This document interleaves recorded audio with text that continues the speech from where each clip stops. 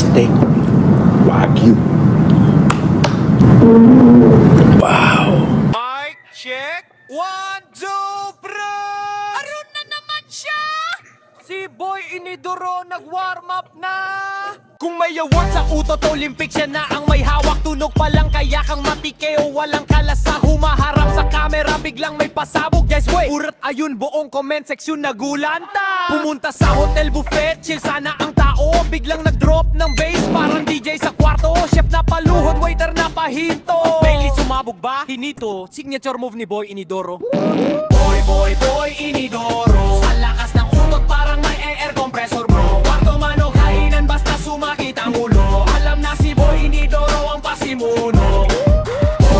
Boy Inidoro. Sa lakas ng utot parang may air compressor, bro. Kwarto man o kainan basta sumakit ang ulo. Alam na si Boy Inidoro ang pasimuno. Kwento ng staff, grabe siya, hindi kami ready. Yung etches parang pintura, pinapahit kung saan steady. Cyrano to vandalist, hindi Inidoro realist. May abs na karpa sa pinto, akala mo ay museum. At yung lababo ay oo, ginawa niyang trono. Parang di ay Inidoro na walang konsensya, walang preno. Tumutulo parao, parang mini waterfall. Housekeeping nagpray ng rosaryo, baka may demonyo sa hall.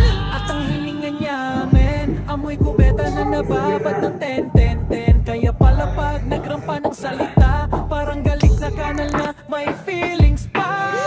Boy Inidoro, pwede ng patron sa ng mga kubeta yo. Sa amoy at tutod niya, talo ang mundo. Ukinin ng pre, may Lysol barito.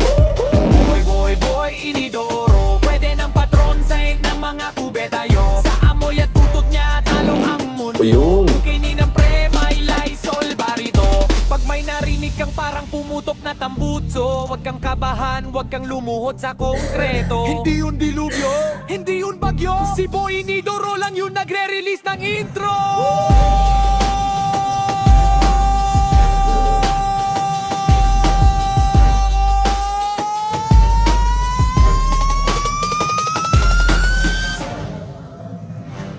Naglilinis muna ako ng ano. Ayun.